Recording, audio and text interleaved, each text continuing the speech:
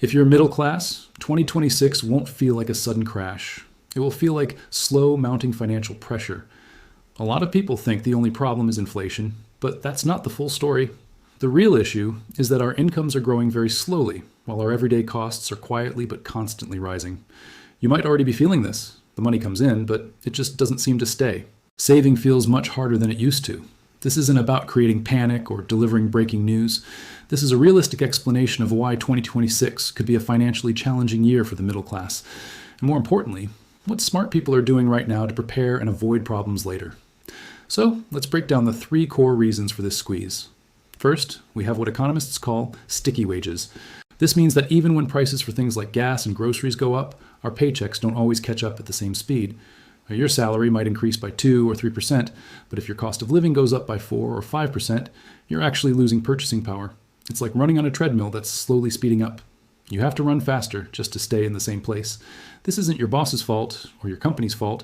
It's a broad economic trend where businesses are also facing higher costs, making it difficult for them to give substantial raises across the board. The second reason is the quiet rise of hidden costs. These aren't the big ticket items that make headlines. I'm talking about things like subscription services that go up by $1, insurance premiums that creep up year after year, and local taxes or fees that increase just a little bit. Individually, they seem insignificant. A few extra dollars here, a few there.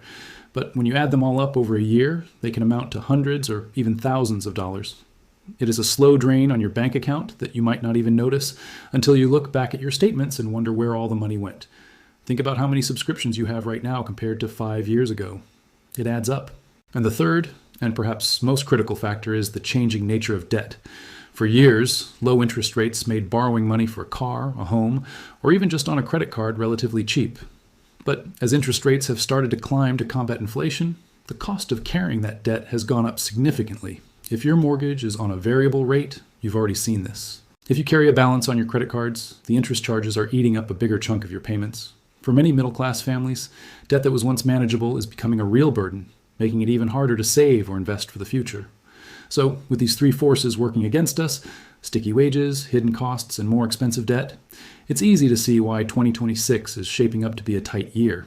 But understanding the problem is the first step to solving it. Now, let's talk about what you can actually do. This isn't about doom and gloom, it's about being strategic. The first and most powerful action you can take is to create a detailed and honest budget. I know, the word budget makes people groan. But think of it less as a restriction and more as a roadmap. It tells you exactly where your money is going. You need to track every single dollar for at least a month. Use an app, a spreadsheet, or just a notebook. You will be shocked to find where your money is actually going. This is where you uncover those hidden costs we talked about. Once you see it all laid out, you can start making conscious decisions. Do you really need all 5 streaming services? Can you renegotiate your car insurance? This isn't about depriving yourself. It's about aligning your spending with your values and your goals.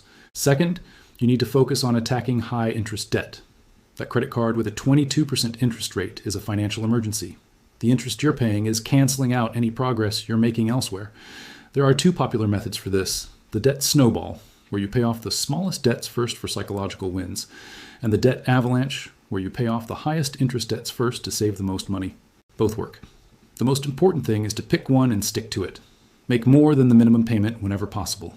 Call your credit card companies and ask for a lower interest rate. You'd be surprised how often they say yes, especially if you've been a good customer. Third, and this is crucial for the long term, you have to find ways to increase your income. Relying on a single salary that's barely keeping up with inflation is a risky strategy. This doesn't mean you have to go out and get a second full-time job. We're talking about developing new skills that are in high demand. Maybe it's learning digital marketing, coding, or a skilled trade. There are tons of affordable online courses available. You could also turn a hobby into a small side hustle. Are you great at baking, writing, or graphic design? You can freelance online and earn extra income on your own schedule. Even an extra few $100s a month can make a massive difference. It can be your debt-destroying fund or your investment fund. It gives you options and a buffer. Fourth, automate your savings. Don't just save what's left over at the end of the month because often there's nothing left. Pay yourself first. Set up an automatic transfer from your checking account to your savings account the day you get paid, even if it's just $50. Start small and increase it over time. This builds the habit and ensures you're consistently building your emergency fund and your investments. An emergency fund is non-negotiable. You need at least 3 to 6 months of living expenses saved in an easily accessible account. This is what protects you from life's curveballs so you don't have to go into debt when your car breaks down. And finally, start investing, even if it's a small amount.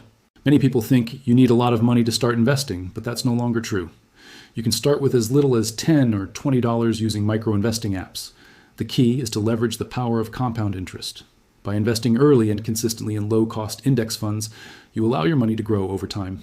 This isn't about getting rich quick or picking hot stocks. It's about a slow, steady, and proven path to building long-term wealth. This is how you outpace inflation and truly grow your net worth over time. Look, the next few years might be challenging, but they don't have to be disastrous. By understanding the economic pressures and taking proactive, deliberate steps now, you can not only weather the storm, but actually come out stronger on the other side. It starts with a budget, tackling debt, increasing your income, automating savings, and investing for the future. The squeeze is real, but your ability to adapt and plan is even more powerful. Don't wait for 2026 to arrive. The time to prepare is now. Thanks for watching. If you found this helpful, please like and subscribe for more practical financial advice. Let me know in the comments what your biggest financial concern is right now. See you in the next video.